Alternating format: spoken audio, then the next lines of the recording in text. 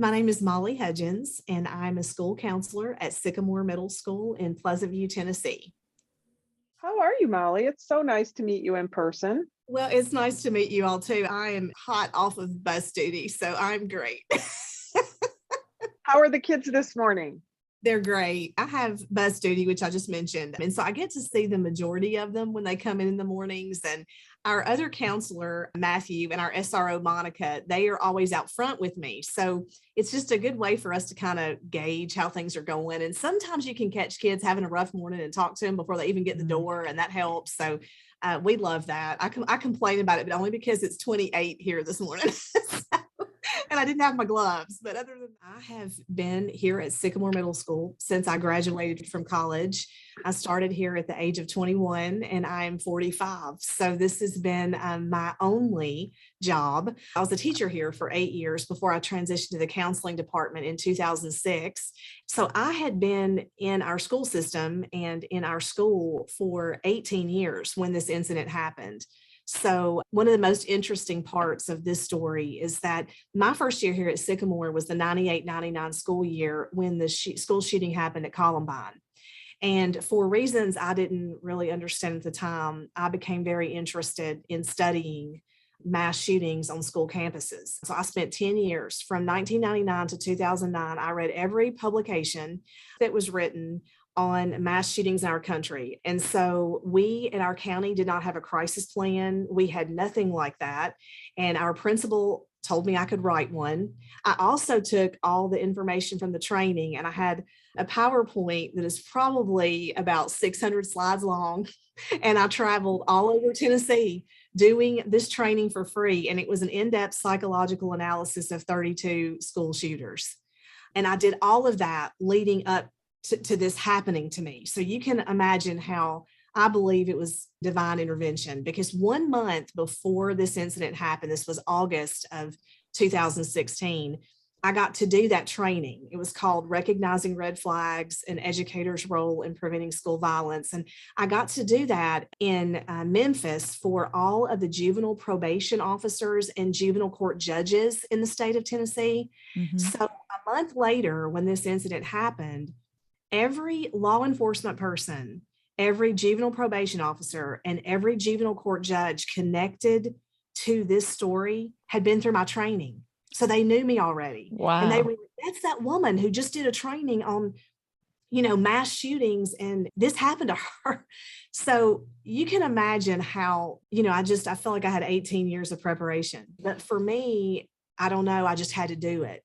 And then all of a sudden on September 28th, I knew why.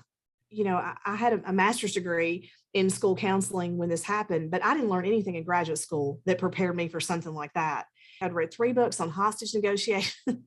And so I just laugh about how, I got all that for free, just like they say in the Good Will Hunting movie, for free from the public library, right? And still most days I can't believe it happened. You're so aware of what you did and what happened, and you had years to analyze it. Right. I'd like you to describe it if you don't mind, but first, can I ask you, is that description different than it would have been right afterwards? You're so many years out. Are you telling the story a different way than you were before?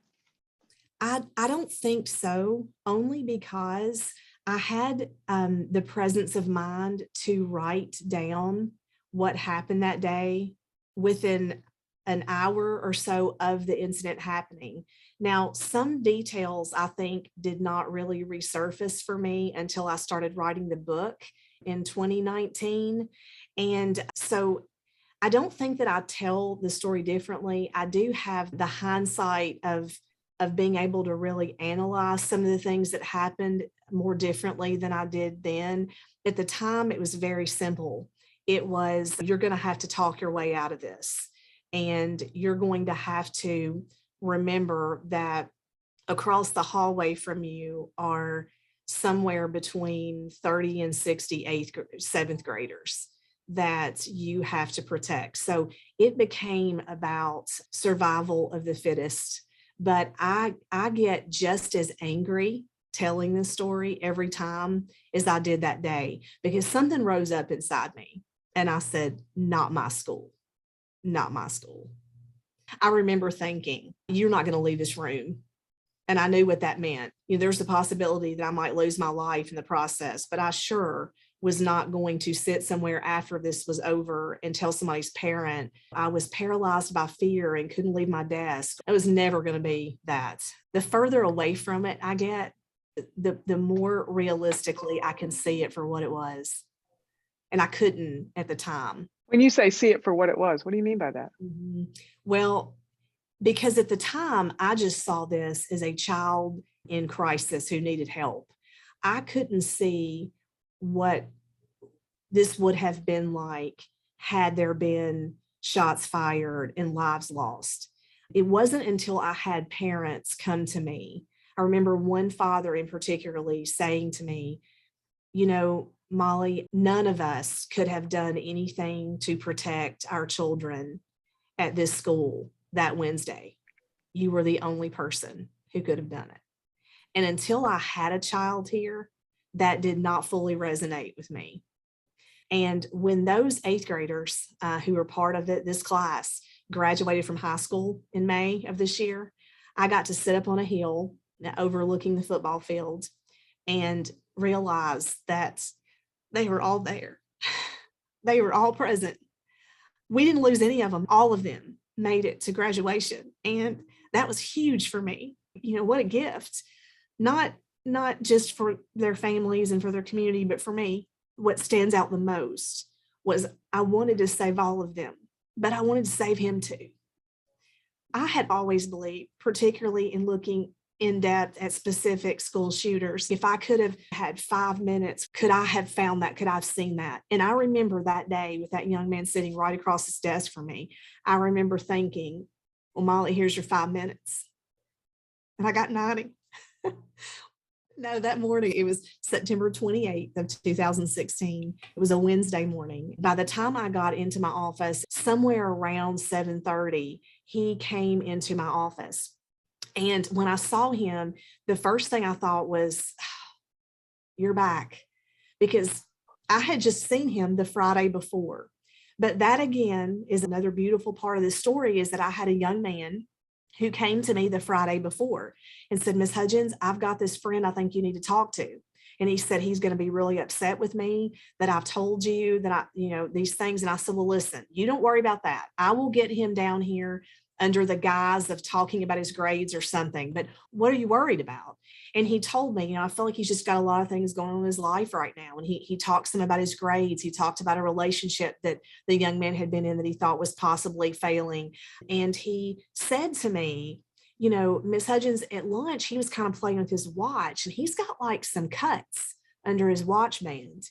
And immediately my radar went way up. Cutting is not uncommon in middle and high school, but we see that predominantly with females. That is not something we see very often with males. And so immediately I thought, I've got to talk to this kid. So on Friday, the week before this incident, I called this kid in, hoping that I would be able to see these cuts and start a conversation, but I never did. Because as we started talking, he started just pouring out his heart. And he talked to me that Friday for the better part of 45 minutes. It was an entire class period. And I never keep kids that long.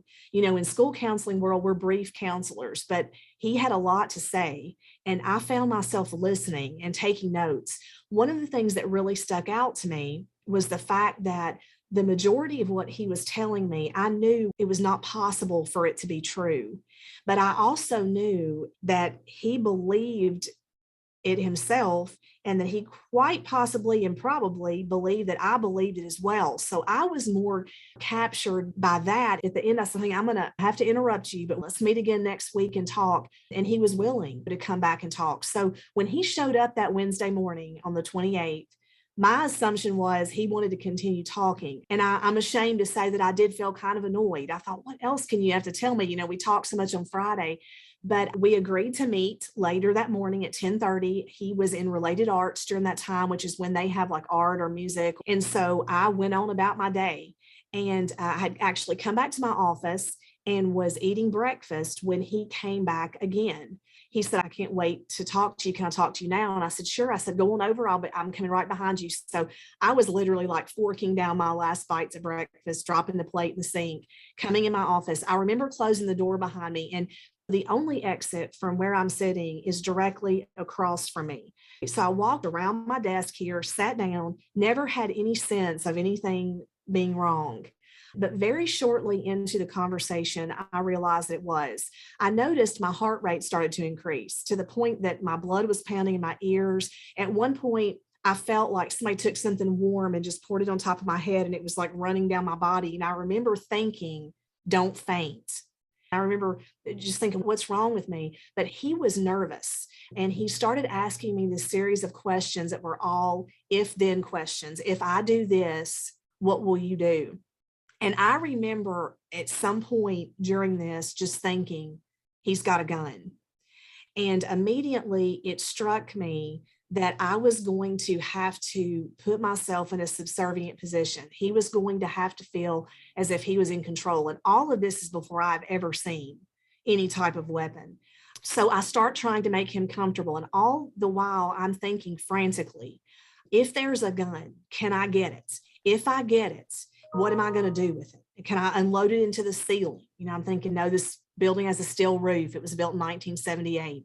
I had read enough about the trajectory of bullets inside of an enclosed space that I knew in this room that is all Brico blocks, that the odds of somebody getting injured was a very good chance of that happening. So my goal became, if he has a weapon, I have to get it, and I have to figure out what to do. And the whole time I'm very aware that the only thing separating him from victims is 3 doors, 2 of which are unlocked because they're to the counseling department. And so my mind is going in all these directions. And the whole time I'm also trying to be super focused on what he's saying and engage him in conversation. So he at one point tells me that he's got something to tell me that he doesn't think anybody's ever told me before. And that's when I knew. And I remember just this anger rising up and me thinking, not my school. I will kill you before you kill another child in this building. And I had never thought about harming somebody in my life, still haven't. But I knew that I was not going to let any of our kids be hurt if I could possibly help it. But there was also that part of me that was like, I knew that every mass shooter, before they are homicidal or suicidal, and I wanted him to come out of this too. And so my whole approach began to be that I had to immerse myself completely in his reality, because reality is only about perspective. It doesn't matter what you think or what I think. It only matters what we are experiencing, what we are living. So when he started to unzip his jacket, he stuck his hand inside his pocket and he started to tap on something. And I guess there's, I don't know, enough of something in me that I just said, what are you tapping on? And I remember him saying it was a pencil box. And I knew he was lying, but I wasn't going to push for that. I wanted him in his own time to reveal that. And plus, it gave me more time to think about what I was going to do. And so we continued talking some. And then finally, he withdrew the gun.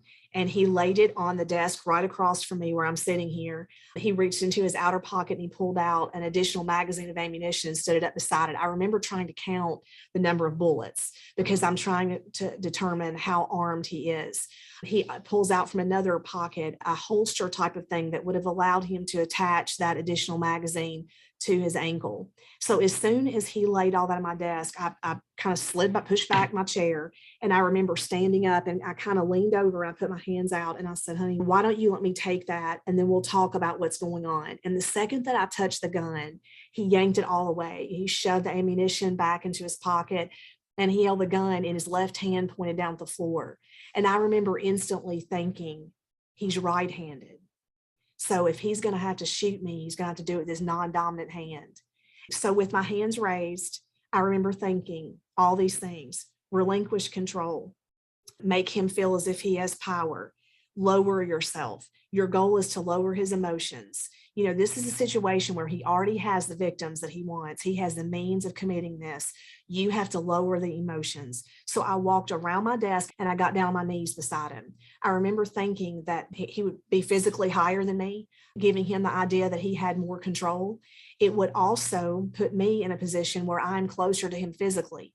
So if this became something physical, I would hopefully have an advantage, that I could flip a chair, that I could possibly go for the gun. I knew that if I did that and I missed, he'd kill me, because every bit of trust that we had established would be gone. I remember thinking, I am 3 weeks away from running a marathon. I'm in the best shape of my life. I'm on my knees with this kid and I'm thinking, for such a time as this, like all those years, all those manuals and publications from psychiatrists and psychologists and law enforcement, all of that was preparing me for this. And I still couldn't believe this was actually happening to me.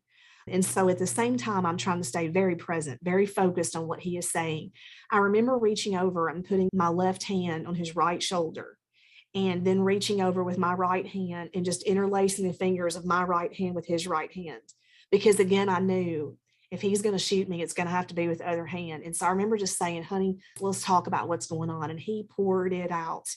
And I listened, and I tried to, with everything that he said, think about the fact that even though some of what he believed was not true, my goal had to be to protect him and to protect all of them. And I just wanted to go home at the end of the day. And so I remember just engaging in conversation, trying to talk about anything and everything. Sometimes he was very quiet and very calm. Other times he was very frustrated and agitated. Sometimes he teetered on what I would consider to have been angry. Those times were terrifying. In the meantime, this class period has ended. These kids start to change classes in the hallway. I can hear the locker door slamming. Right behind this wall behind me is the girls' restroom. You could hear the toilets flushing. You could hear teachers talking in the hallway. People start coming into the counseling department. And I am praying, please do not let anybody come in this room. And he looks at me and he says, Miss Hudgens, I came to you because I think you're the only person that can talk me out of this. And to this day, that is my greatest, not only professional, but personal compliment. And I said, well, then let's talk about it. He knew he had already committed a felony by bringing a gun on the school campus. He felt like he had no way out. He talked to me about how he thought I was a good person, but he wasn't a good person. And I pounded away at what a good person he was. I tried to really refocus him on the fact that he had not yet committed a crime that could not be forgiven. And so in the middle of us talking, I'm hugely aware of how much time is passing. It took 7 minutes for that break between classes to end. I was relieved when the hallways were quiet again. At one point, our other counselor, Glenn, came to the door and looked in at me, and I wouldn't make eye contact with him. I was afraid if I did, he would recognize something was not right and he might come in. I feared that would then make him the first victim. We later realized from standing outside the door looking in that the placement of the furniture covered his left hand. You would have never known that he had a gun. It just looked like I was on my knees beside this kid, which would have been uncommon for me to do. But Glenn said, I thought you were praying with him. And he said, I thought, Lord, she's going to be in trouble, but whatever. So he just left me, which is exactly what I'd prayed for. I was trying to create this setting in which he would feel comfortable enough to give me the gun. And so at one point, because so much time is passing, I said to him, honey, I don't know what it is, but I know that God has a purpose for your life. And I remember he stiffened in his seat and he looked down at me and he said, Miss Hudgens, do you believe in God? And I remember my heart like sank into my stomach and I thought, oh, Molly, why did you say that? And I thought about Valene Schnurr. She was a student at Columbine who was confronted by one of the gunmen. And when she was asked if she believed in God, she told him yes, because that's the way my parents raised me. And she was shot. And I remember thinking, that kid got it right. That 18-year-old girl got it right. And if this is it for me, if I'm going to die today, then I'm not going to deny the Lord. And so I just looked at the kid and I said, the first thing that came into my head, I said, well, honey, I do, but I feel like maybe you don't. Is there a reason that you don't? And he told me, Miss Hudgens, I've asked for help many times and I feel like God has never given me any. And I said, well, what do you think this is? I said, maybe God wasn't telling you no. Maybe he was just telling you to wait for me. And I said, I don't know what we're going to do, but I promise you two things. Number one, I will not leave you. And number two, we will figure it out. And then I thought, he mentioned God. And I thought, if I pray with him, I could lose my job. And then I thought, if you don't, you might lose your life. And so I just said, honey, you mentioned God. Would it be okay? Like maybe if we prayed about this, for some direction. I was expecting him to say, no, he didn't want to do that. But he said, I guess that would be okay. And I will tell you all, I prayed the most heartfelt prayer of my life. You talk about pounding the throne of grace. And the beautiful part of it was that because I had met with him the week before, I knew all these things about him. And so I was able to pray that, Lord, thank you for bringing him here. Thank you for making him a good friend.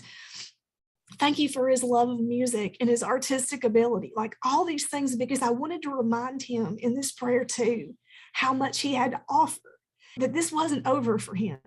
The whole time I am crying, tears are running in my face. He's crying. I had my eyes open because I was afraid to close them, quite frankly. I remember in one moment he raised the gun up and I thought he was going to shoot himself. And I remember thinking, can you live with that, Molly? Can you live with that? And I was like, I can't. So I reached my hand out. I don't know what I was going to do. I don't know if I was going to try to just lower his hand or touch the gun or what. But when he raised it all the way to the top, he scratched the middle of his head with his finger. And I mean, still with the gun in his hand and the finger on the trigger, and then put the gun back down. And I remember thinking, oh, that is not funny. But at the same time, just thinking sometimes in the middle of something like of a crisis, you are gifted with these tiny bits of like comedic relief. And so when the prayer was over, he seemed more relaxed. I had asked him many times for the gun. Every time he would just say, Miss Hudgens, I want to give it to you, but I just don't think I can. And that time I said, well, listen, why don't you let me take it? And then you don't have to give it to me. And he said, I think that would be okay. Because he believed that if he didn't come here and harm people, that great harm was going to come to his family. And so it was important to me that he understand that by me taking this gun, he was not giving them up.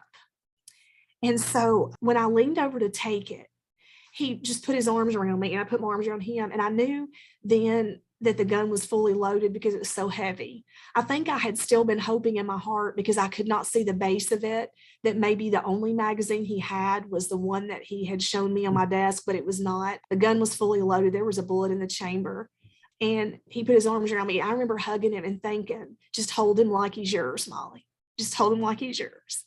And tell him I loved him and how proud of him I was, and that I always would be, that he had done the right thing. I remember saying, the right thing is never easy, but it's still the right thing. And at the same time, being consciously aware that I had never read of a school shooter with only one weapon. So I am hugging him, and at the same time, I felt like I'm patting him. And I didn't know if there were other weapons or not, but to me, this was still like a red alert heightened situation. So I walked back around my desk. I had 2 filing cabinets back here in the corner, and I unlocked the filing cabinet. And I remember like pushing my purse down to put the gun on top of it and thinking, I have a loaded gun in a public school. And I'm putting it on top of my purse and locking it in a filing cabinet. And then I walked around and sat beside him, and we started talking again. And we talked for a long time about what to do. I convinced him that I had a friend in law enforcement that I felt like could help his family, and that we needed to do that. That was urgent. He told me it was okay with him if I called him. So I called Chris. The kids knew him as Officer Gilmore, but he was our SRO. So I called him. He was here on campus. When he answered the phone, he was meeting with some parents, and I did not want to tell him over the phone what was going on, because I still thought that the child might be armed. And so I said to him, could you please come down to my office? I need to talk with you about something that's pretty urgent. And he assured me that as soon as he was finished with this meeting with the parents, he would come down. And so I waited a few minutes and I thought, he's not coming. So I asked the child if I could send a text message to my husband to let him know that Bradley had baseball practice after school. And the text message I sent was really to Chris. And it said, I've just taken a loaded gun off of a child in my office. It's locked in my cabinet. He doesn't know I've contacted you. Please come quickly. And I watched the screen fade to black. Now I'm past plan A and I'm past plan B and there's nobody here. And I remember getting on our student management system and going through every missing assignment this kid had with him, just trying to buy time. And finally he said, Miss Hudgens, I don't think he's going to come down. And I said, well, I'll tell you what, let me try one more call. And I called our assistant principal, Robin Miller. My intention was to have a conversation on my end that would make no sense on hers. And I knew that she would know something was not right. But when I called her office, Chris answered the phone.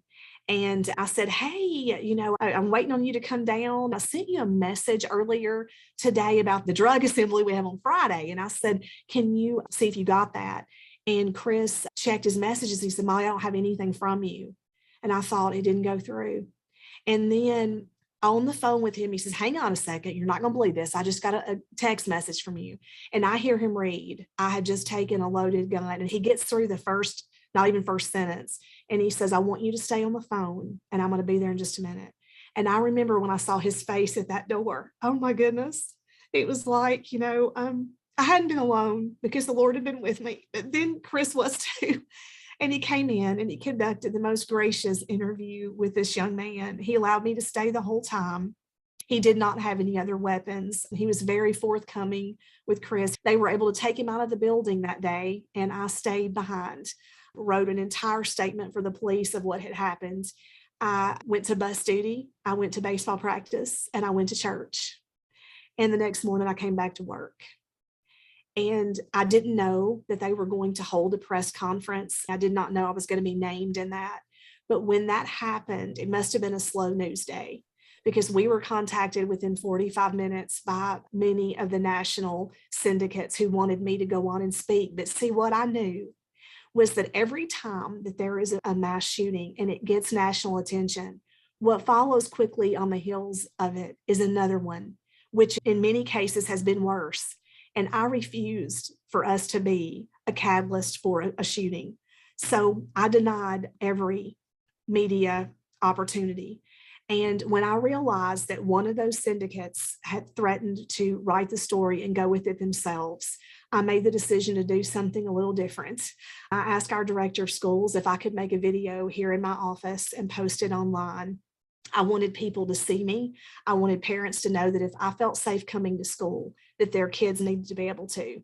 And so that's what we did. And the video went viral and the media went away. And my goal was to protect this kid. He had done exactly what I asked the kids to do the day before in classroom guidance when I told them, sometimes there may be someone who is struggling and they may need help. And they may be afraid to ask for it. And you have to stand in the gap for them. And then I told the kids, but what if that person is you and there's nobody there to help you? You have to stand in the gap for yourself. And I had told them, it doesn't matter what it is. You come to me and we will figure it out. We will figure it out. There is nothing too big that we cannot find a solution.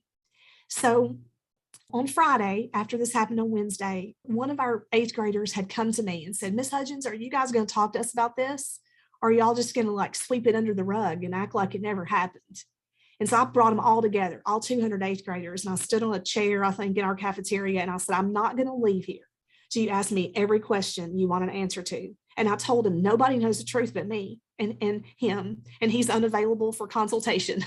And so they asked questions for 45 minutes. And at the end, I said to them, we are going to close ranks. I told them, eventually you all will figure out who this person is, and we're going to protect them. You can talk about this at school to me. You can talk about to your teachers. You can talk about to your friends. You can talk about to your family. But we are not going to talk about this in social media. We're not going to talk about it online because he did exactly what I asked you all to do. He did what was right, and we're going to protect him. And they did. 5 years later, and his name has never been released.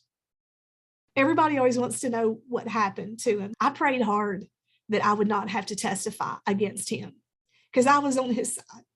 And so I was subpoenaed anyway. The judge saw me and he knew I was the person who had just done that training he had been to 3 weeks earlier.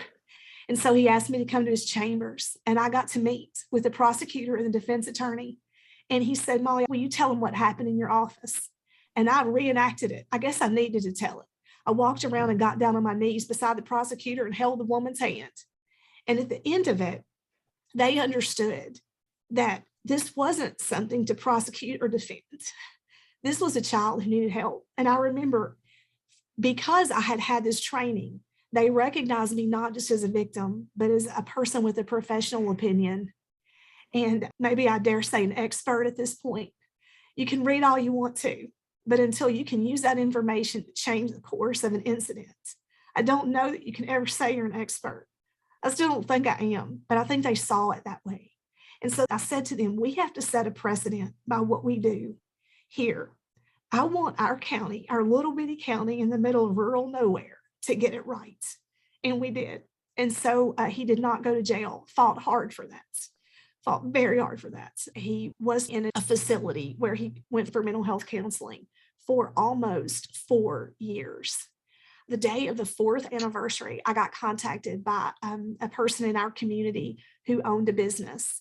And the lady said, Molly, we have gotten a job application for this young man. And she only knew who he was because she had been connected to our school at one point. And she said to me, we're considering hiring him, and I want to know what you think about that. And I said, I have prayed every day that he would get a second chance. And I said, I think it's wonderful, that on the 4th anniversary, I can say that I'm a reference for him to get a job. And so he did. Because nobody knew who he was, the media didn't traumatize his family. They weren't camped out on their lawn. They never spoke to anyone. So they never had to leave. And so he was able to come back home and come back to his family. He was able to graduate from high school while he was there and start college courses. And I have not spoken to him. I made the decision that I would allow him to reach out to me if he ever wanted to. And if he didn't, that I would respect that. So I did, through a request of his, send him a copy of the book. He wanted to read it. The last chapter is pretty much for him anyway. I wrote in it everything I ever wanted to say to him, again, about how proud I was of him and that I had promised him I would see this through to the end. And I told him, I will be here the rest of your life. If you ever want to talk, I will be here for that. And if you don't, I will respect that. So what a gift, right? Here I am. I get to keep my job. I get to tell this beautiful story. This kid gets a second chance, and all of our kids are safe. So I don't even know, how do you tell that? Well, I think you did a great job in your book. You did a great job. Wow. That is a phenomenal story. Absolutely phenomenal. I think you are the solution to ending the mass shootings if we could just clone you and stick you in every single school.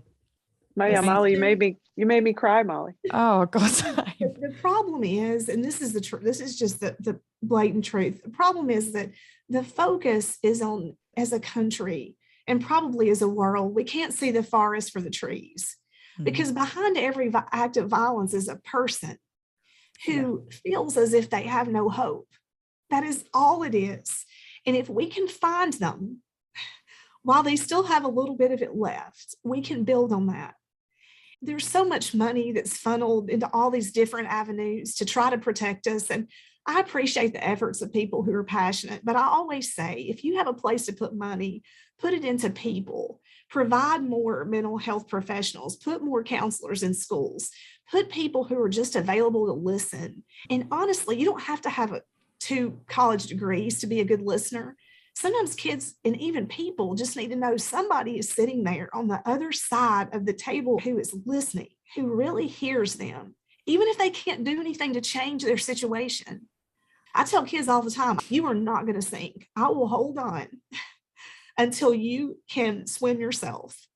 And of all the things I'm proud of, I'm probably proudest of the fact that of all the schools in our county, ours is the only one that's never had a suicide. And I think it's because I'm pretty forceful about talking about things like this and saying, I see that you're hurting, but taking your life is not an option. we're going to fight through this. You're not by yourself. We're going to walk through this fire. And when you get on the other side of it and you look back, you're going to be so proud of what you have done. So I guess what I hope that people get from this message when they hear it is I hope that there's somebody listening to it who doesn't think they have any hope left. And they need to know that they do. Keep asking for it. Even if you go to one person, they can't help you, go to another one. Keep asking until you come to someone who finally gives you just a piece of what you need to start rebuilding yourself. Because hope has to come from within, but it doesn't mean that we can't help provide it. That is my hope every time I share this. I'm going to meet with kids the rest of the day after I finish talking to you guys. And I just tell myself, every person that I encounter in this life from now on, there is a reason. It is not happenstance. So I never get on an elevator and not speak to the people in it. And I never take an Uber or a Lyft and not speak to the driver, because there's a reason that we're supposed to be in the same place at the same time. And what if they need just that one drop? What if they just need that one person to say their name or to recognize that they're alive? And that is such a small thing that everybody can do, that is such a big gift. That's my part. No, I completely agree. One of the things that, Molly, I say to people all the time, poor Sarah's heard it, is I always say kindness is free. Kindness is free. It's Right. just free, and it makes such a difference. It can have such an impact. It Just does. the tiniest act of kindness to say hello to somebody who's had nobody talk to them all day. You don't know when you encounter those people that is their situation. You may just think you're passing somebody in the aisle of a grocery store. And, I know in the South, we're a little more open, I think, than in some other places. But, I try to, everybody I pass in the grocery store, even if I just smile and say hello or make some kind of joke about how tight the aisle is, you just think, what if nobody has spoken any words to that person today? What if they have not heard another human voice? Let me ask you this, Molly. I have a daughter who's a middle school teacher, and she's very compassionate. Mm-hmm. And she had a boy who spoke to her a couple weeks ago who said, "You're the only one in the school I can talk to." Mm-hmm. And then he used some words that didn't bode well for the fact that, he used some magic words that required intervention. Mm-hmm. But she's approachable. Her first school year, she had a young lady who came and stood next to her every day before school, because apparently my daughter made her feel safe, and she would just stand there until school started. And I do think that everybody in the schools, that's such a weight that's on their shoulders. But I wonder if the fact that you tell an extraordinary amount of background and research that you had done on your own and training that you'd created, I wonder if other teachers or counselors might say, well, yeah, that's Molly. She's so much more prepared for that conversation. Mm-hmm. What about the teachers and the counselors who say, but I didn't have that background and I could never do what she did? There has been something that has happened to them that has prepared them to have that specific middle school teaching position, or the librarian, or the PE coach, or the baseball coach. There is a reason that all of their life's happenings have occurred to prepare them for those moments. So I would tell teachers and counselors and educators and even law enforcement, people who work with juveniles, just remember, when that kid crosses your path today, there's a reason that they're there. You have probably experienced something that can help them. And so don't ever underestimate your worth. Don't ever feel like that you're not as well equipped as you should be, because I think you have been prepared for such a time as this.